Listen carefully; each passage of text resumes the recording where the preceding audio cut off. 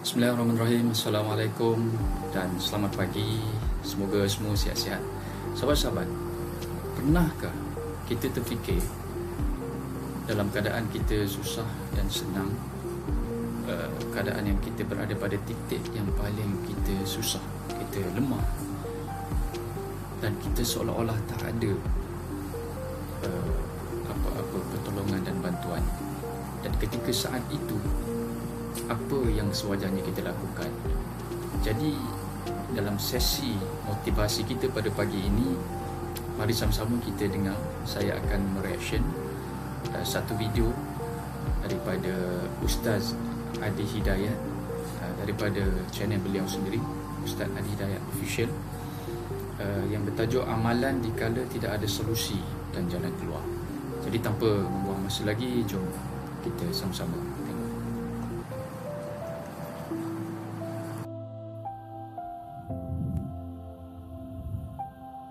Jadi kita dapat ilmu baru nih ya. Ada sedekah mentok, ada orang sudah mentok baru sedekah gitu ya. Jadi saya berikan rumusan Qur'annya. Sebetulnya itu standar.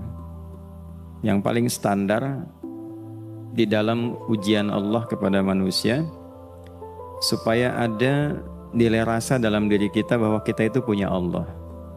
Itu poin tertingginya. Nah, biasanya pada titik-titik tertentu oleh Allah itu dihilangkan semua potensi-potensi dari makhluk, sehingga kita bisa merasakan kenikmatan langsung untuk berinteraksi dan mendapatkan anugerah dari Allah. Itu titik tertingginya. Sambil contoh begini, Nabi Zakaria itu yang paling viral di Al-Quran, salah satunya divonis oleh manusia tidak akan mungkin punya keturunan. Secara klinis mustahil, karena istrinya divonis monofos dan mandul. Secara medis semua sudah angkat tangan. Tapi apa yang dilakukan? Nanti ini akan melahirkan rumus di Quran surah kelima Al-Maidah ayat 35. Nanti jadi rumus standar dari apa yang dialami oleh beliau ini. Di titik itu beliau menangkap isyarat bahwa ketika manusia sudah mengatakan tidak mungkin, itu tanda awal dari Allah supaya kita langsung memohon kepadanya, karena Allah ingin memberi tanpa perantara siapapun. Maka dilakukanlah kemudian sholat. Sholat itu dalam bahasa Arab, terjemahan kitanya artinya sesuatu yang tersambung, terkoneksi. Karena itu saat kita sedang sholat, kita sedang menyambungkan diri kepada Allah. Anta'budallaha ka'annaka tarah, kata Mas Ihsan tadi. Kita menyembah Allah dan kita merasa diawasi, dinilai oleh Allah. Maka dalam sholat itu beliau meminta. Ya, permintaannya viral. Qala rabbi habli min ladunka dzurriyyatan thayyibah innaka sami'ud du'a. Bahasa bebasnya begini, ya Allah, semua memvonis aku tidak akan mungkin punya keturunan. Sekarang aku memohon kepadamu saja yang tidak punya batas dalam pemberian. Nah, sebelum ke sedekah dengan harta, Allah mengajarkan dulu sedekahlah dengan tubuh kita. Karena tidak semua orang boleh jadi memiliki harta, tapi semua orang punya potensi untuk menggerakkan tenaganya untuk meminta. Oleh karena itu diletakkan sebelum harta itu sholat. Kenapa rukun Islam yang kedua sholat, selanjutnya zakat? Karena tidak semua orang bisa mengeluarkan harta. Kalau tidak ada satu pun mentok di harta, maka gunakan tubuh kita untuk menunaikan sholat. Itu rumus Nabi Zakaria. Maka beliau tunaikan di mihrabnya Maryam, minta ke Allah. Rumus kedua, sebut nama Allah, Asmaul Husna, sesuai kebutuhan kita. Jadi nggak harus 99. Misal, ini mau menuntut ilmu, sekolah, sebut ya Allah ya Alim, pemilik ilmu. Ada persoalan rizki yang ingin kita dapatkan, ya Allah ya Razak. Ada proyek, ada kegiatan yang kira-kira tantangannya tidak mudah, ya Allah ya Al-Fattah. Ini beliau minta karena divonis tidak mungkin, maka meminta kepada Allah dengan nama pemberian tanpa batas, namanya Wahhab. Disingkatnya Hab. Rabbi habli, ya Allah yang tak punya batas dalam pemberian. Mereka memvonis aku punya batasan, maka mohon anugerahkan darimu saja. Jika padamu belum sempat juga terkabul, maka mohon tunjukkan kepadaku dengan cara apa lagi aku mesti meminta.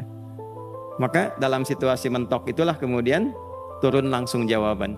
Fanadathul malaikatu wa huwa qa'imun yusalli fil mihrab annallaha yubashshiruka bi Yahya. Tolong garis bawahi ini. Orang-orang yang langsung memiliki kesadaran saat di titik paling krusial, terendah, dan kita merasa tidak punya apa-apa, lalu ada kesadaran kita punya Allah dan meminta, itu seketika nggak ada sekat, langsung dijawab seketika. Nah, karena itu biasanya di momen tertentu setiap kita itu pasti mengalami peristiwa itu, apapun bentuknya. Nah itu kalau sudah sampai ke situ itu kode.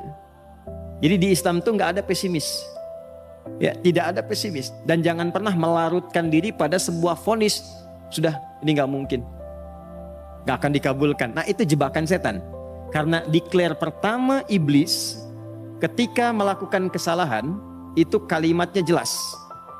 Ana khairum minhu khalaqtani min narin wa khalaqtahu ya min tin. Saya lebih hebat, lebih bagus. Allah nggak mungkin, sudah nggak mungkin ada ampunan lagi. Jadi diteruskan kesimpulan ini karena nggak mungkin katanya diampuni, ya sudah bermaksiat saja. Karena nggak mungkin dikabul, ya sudah pesimis saja. Padahal di titik itu Allah sedang membuka, temukan kata itu, temukan hubungan itu, minta itu tanpa sekat. Maka seketika malaikat turun menyampaikan doamu dijawab. Itu sedang berdiri, baru selesai doa, belum selesai sholat, belum salam. Turun malaikat mengatakan, Allah kasih kabar, kamu akan punya anak, langsung namanya dari Allah Yahya. Jadi Yahya itu pemberian Allah. Ya, pemberian Allah. Yahya artinya hidup. Yang mustahil menurut manusia, lahir seorang bayi dari rahim perempuan yang divonis menopause dan mandul, kata Allah jadi dan hidup. Nah rumus itu nanti terus dialami oleh para nabi, puncaknya di era Nabi Muhammad SAW, nanti melahirkan panduan di Quran surah 5 ayat 35. Ya ayyuhalladzina amanu ittaqullaha wabtaghu ilaihil wasilah. Perhatikan kalimatnya dengan detail ya. Hei semua orang yang masih merasa punya iman, tuh iman kita disentuh. Jadi kalau mengalami persoalan di titik nadir, terendah, itu yang disoal oleh Allah imannya dulu. Kamu masih punya iman gak? Orang beriman gak mungkin pesimis. Orang beriman gak akan putus asa. Orang beriman gak akan bunuh diri. Imannya ditanya dulu, katanya kau beriman, iman kamu di mana? Kalau masih punya iman, kata Allah, ini ujian dari saya supaya kamu nyebut saya. Katanya ingin mendekat, kata Allah kan? Ittaqullah, nah ini rumusnya. Wabtaghu ilaihil wasilah. Kalau engkau pengen cepat dapat solusi, maka aku berikan perangkat untuk cepat mengabulkan doamu itu. Perangkat itulah disebut dengan takwa. Nah, takwa itu ada urutan 240 kali disebutkan dalam Al-Quran, dibagi pada 3 segmen. Segmen ibadah ritual, segmen ibadah sosial, satu lagi segmen rumah tangga. Ya, karena itu tinggal cari aja di ibadah ritual, misalnya sholat. Bangun tahajud malam, minta sama Allah, dekatkan diri kita. Salah satu kasusnya Nabi Zakaria.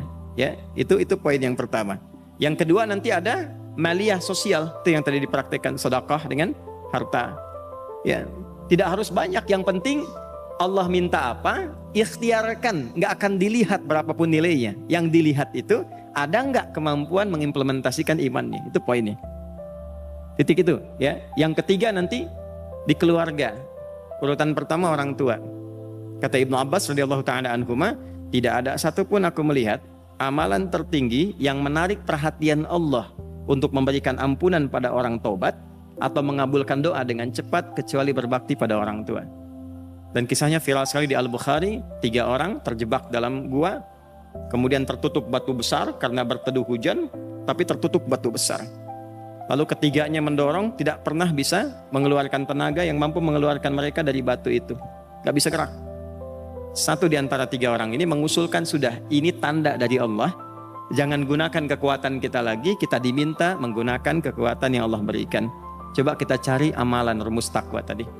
Satu di antara 3 itu mengatakan, ya Allah, saya punya seorang ibu. Setiap kali saya berangkat kerja, saya akan selalu siapkan hidangan untuk ibu, khusus untuk susu sebelum tidur, itu saya yang minumkan langsung kepada beliau. Itu berlanjut selama hidup saya seperti yang kau ketahui. Satu kali, saya pulang dari kantor, dari pekerjaan, ibu saya sudah tertidur. Sementara susu belum diminum. Dan kami putuskan tidak ada yang berani menyentuh susu dan minuman makanan kecuali ibu terlebih dahulu. Maka saya putuskan memegang nampan susu di samping ibu yang tertidur dan menunggu beliau bangun. Tiba beliau bangun tengah malam, saya berikan susunya tanpa saya katakan saya telah menunggu cukup lama untuk memberikan susu itu. Ibunya nggak dibangunkan, dibiarkan istirahat dengan nyaman. Begitu bangun, diberikan susu tanpa komen sedikit pun. Nggak bilang, mas betulnya udah lama tadi nungguin deh. Langsung diberikan. Seketika ibu senang istirahat dan lalu mengatakan pria ini, ya Allah, jika engkau ridha dengan amalku ini, maka mohon bebaskan kami dari kungkungan batu ini. Lalu ketiganya berikhtiar mendorong, yang tadinya tidak punya kekuatan, seketika batu itu menggelinding dan membebaskan 3 orang itu. Nah itu persegi dalil yang sebetulnya jadi pedoman hidup. Dalil itu kan pedoman bahasa Arabnya. Pedoman berkehidupan. Kita di Islam itu lengkap. Jadi kalau kita mengalami kasus itu dimanapun, ya, baik di kedudukan, di usaha, di pengetahuan, sudah mau ngapalin mentok, gitu ya, itu ujian.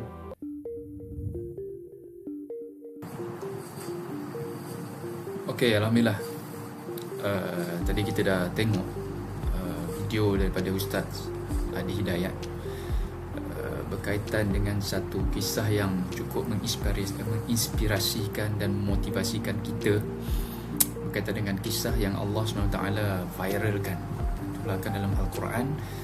Dan apabila kita baca Al-Quran, kita akan tahu tentang kisah Nabi Zakaria yang ada kesulitan kan, dan secara logik manusia memang tidak akan mampulah memiliki anak kerana kan isterinya yang mandul kan, maksudnya memang mustahil lah. Tapi daripada sini kita belajar, sahabat-sahabat, bahawa tidak ada yang mustahil bagi Allah Subhanahu Wa Taala, dan Allah berkuasa atas segala sesuatu. Dan inilah yang kita nak belajar pada hari ini. Di dalam Islam itu tidak ada sikap pesimis. Maka kita nak kena sentiasa bersangka baik, kena always be positif dengan Allah Subhanahu Wa Taala. Dan di saat kejatuhan kita rasa dah tak berdaya lagi, itulah saat seperti mana kata Ustaz Adi Hidayat sebentar tadi, Allah sedang membuka kepada kita untuk terus kita meminta kepada Allah. Jadi insya-Allah sama-sama kita amalkan, dan mudah-mudahan sesiapa sahaja di kalangan kita yang sekarang ini mungkin mengalami permasalahan kehidupan, maka kita berdoa, solat, dan sentiasa berdoa kepada Allah SWT. Dan saya yakin dan percaya, apabila kita tidak ada pesimis dan kita penuh keyakinan kepada Allah, di saat itu bantuan Allah akan hadir kepada kita, insya-Allah. Wallahu a'lam bissawab. Jadi mungkin setakat ini dahulu sesi kita, dan kita berjumpa pada video yang akan datang. Assalamualaikum warahmatullahi wabarakatuh.